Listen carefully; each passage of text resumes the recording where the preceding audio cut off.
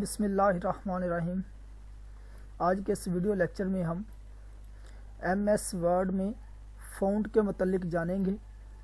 Font basically ہم جو data لکھتے ہیں یا ٹیکسٹ لکھتے ہیں کسی بھی ڈاکومنٹ کے اندر، اس کو اٹریکٹیو یعنی دلکش خوبصورت بنانے کے لیے استعمال کرتے ہیں۔ اب دلکش اور خوبصورت بنانے کی کیا ضرورت ہے؟ ٹیکسٹ کو ہم دلکش اور خوبصورت اس لیے بناتے ہیں تاکہ وہ ریڈیبل ہو جائے، یعنی اس کو پڑھنا آسان ہو جائے۔ جیسے کہ میں نے یہاں پر غور کیجئے، فونٹ کو اوپر بولڈ کر کے لکھا ہوا ہے، اسی طرح اس کی شارٹ کٹ کی کو بھی بولڈ کر کے لکھا ہوا ہے۔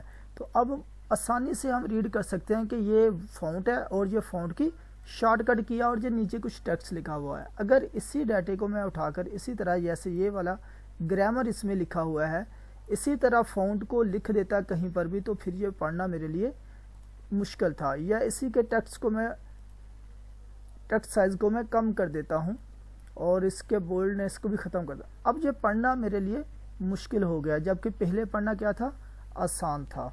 تو اسی طرح ہم کچھ فونٹس یوز کرتے ہیں ٹیکسٹ کو ریڈیبل بنانے کے لیے۔ تو آئیے یہ ہماری ریبن میں آتے ہیں۔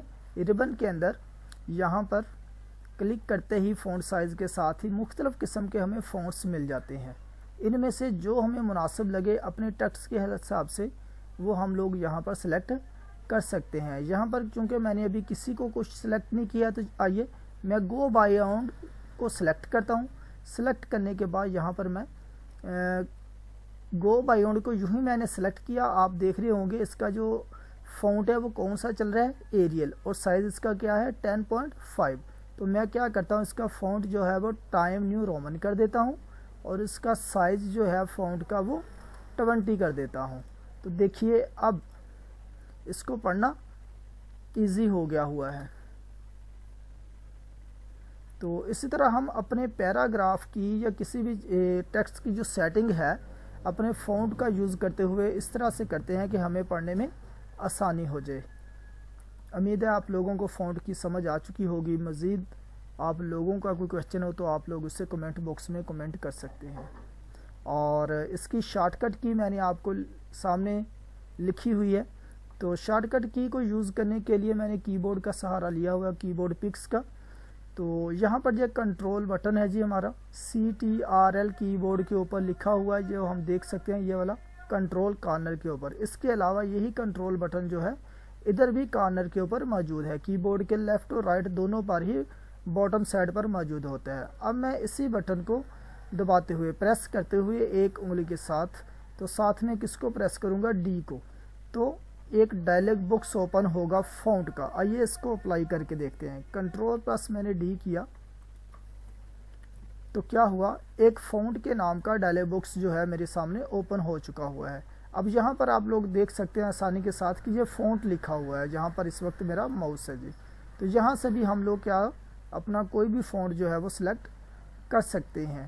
اس کے علاوہ اسی میں ہی فونٹ سٹائل موجود ہیں ہمارے، ٹھیک ہو گیا؟ فونٹ سٹائل ہے ریگولر، اٹیلک، بولڈ وغیرہ۔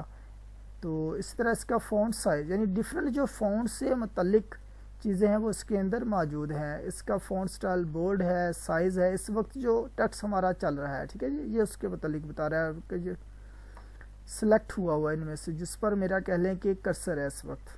اس طرح یہ فونٹ کا کلر آپ لوگ اگر چینج کرنا چاہیں، انڈر لائن اسے کرنا چاہیں، اور لائنز کی بھی آگے ڈفرینٹ شیپس ہیں، جس طرح کی آپ لائن یوز کرنا چاہتے ہیں۔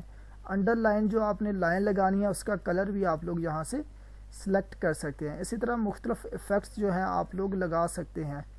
تو اگر آپ غور کریں تو نیچے یہ جو لکھا ہوا ہے نموز لفظ یا سیمپل لفظ، اس کے اوپر یہ ایفیکٹس آپ کو ظاہر ہو رہے ہیں۔ یہاں پر سنگل سٹرائک لگی، یہ ڈبل سٹرائک لگی، یہ سپر سٹرائک ہو گئی، ٹھیک ہے؟ آپ کو ان میں فرق محسوس ہو رہا ہے۔ شیڈو یعنی سایہ دار بن گیا، آؤٹ لائن ہو گئی، اور امبوس۔ تو اس طرح ہم لوگ اپنی ضرورت کے حساب سے ان کا استعمال کر سکتے ہیں۔